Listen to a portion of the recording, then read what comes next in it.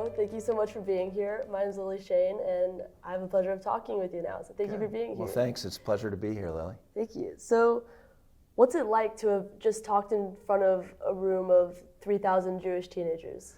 Well, it was an extraordinary experience for me. I started out by commenting on just the possibility in that room. I know that one of the previous speakers talked about how many of our next leaders are in that room, and when I think about the issues that are important to me, important to Patagonia, and I think about as well how many young folks in that room are either already involved in environmental issues, are going to go out and make their mark and help us solve climate change. It's really inspirational to be there with them. Yeah. With climate change being such a huge issue in this world, what can just one teenager on their own do who feels that they can't make a difference by themselves? Well, look, it's easy. The easy example is look at Greta Thunberg from Sweden, right? She was one teenager. She sat down on a sidewalk in Stockholm, and now she is traversing the world and using her voice before audiences, from the UN to other heads of state. So never assume that one person, no matter how young, cannot make a difference. I think again about the analogy to ripples in the water, ripples in the pond. You just need to start one. The biggest waves, the tsunamis, again, start with one individual kind of agitating and making that movement and doing the hard work, I think, of speaking out and standing up. But I think everybody has a role to play, and the idea that with environmental issues they're too big, what can I do? That's I think a kind of false mentality. That's a way of hiding and trying to figure out something else to do with your time. You have the ability and the opportunity to really make a difference in environmental issues. Right. And speaking of roles, you moved from working with the president, quite a private role, to more of a public eye type thing. How do you think the private and public sectors can really come together to work together and fight climate change? So I'd start out by saying they need to come together, and they both have a huge role to play. I think these last couple years, certainly in my estimation, the government has stepped back.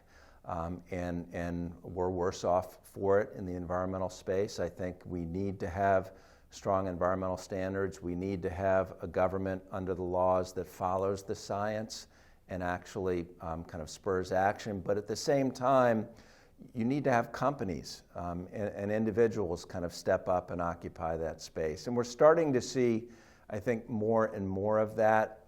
People are establishing net zero goals when it comes to climate change and carbon.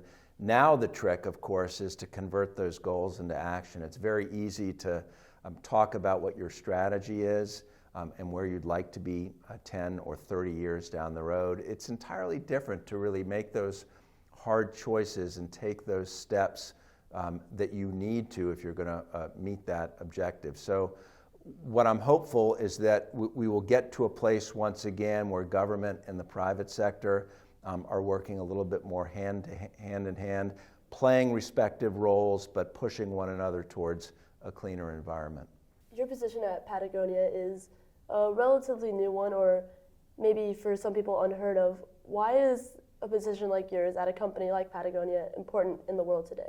So I am very fortunate. The role of environmental advocate at Patagonia is new with me, but it's important to remember when it comes to Patagonia, the mission of that company, of our company, is to be in business to save the home planet. So everybody there has and plays a role in environmental advocacy. I may have this kind of singular title, but every one of us at Patagonia takes very seriously our responsibility to be an advocate for the environment. I'd like to see that idea spread. The fact is that Patagonia is, among other things, a B corporation or a benefit corporation. And we have always thought that amongst our stakeholders is the environment. It's one of the things that we must consider as part of our ongoing business. And I think if more businesses began to think of themselves as having broader stakeholders, kind of beyond a shareholder or a profit and loss statement, and think about the environment, think about the health of their communities, the health of their workers, by the way, then we'd have more and more companies thinking about their opportunities for environmental advocacy. Right. And so what do you think BBYO, as our organization, the teens in the organization, what do you think we can do to be more environmentally aware, environmentally friendly? Well, I mean, there are many special things about BBYO, but one of it is its breadth.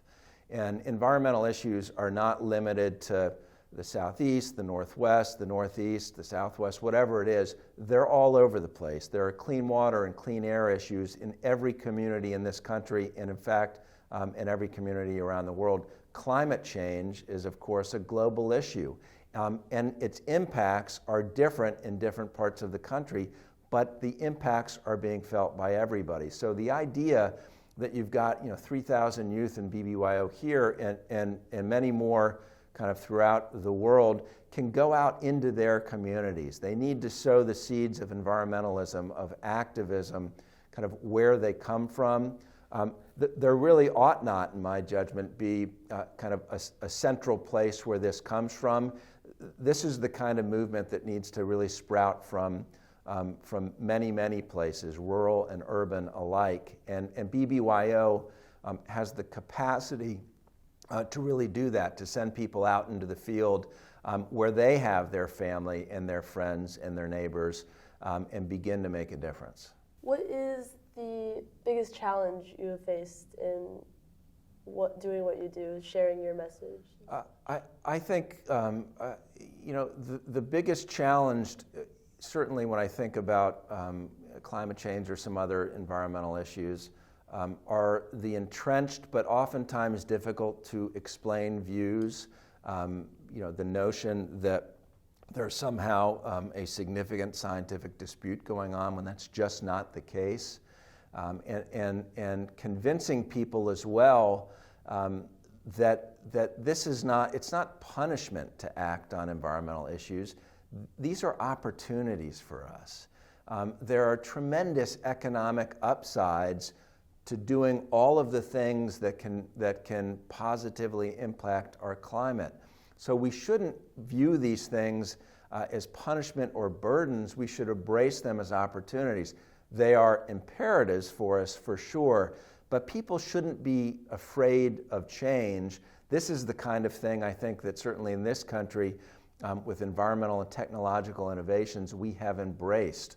And I think we can be successful if we really all come together and invest in this. Great.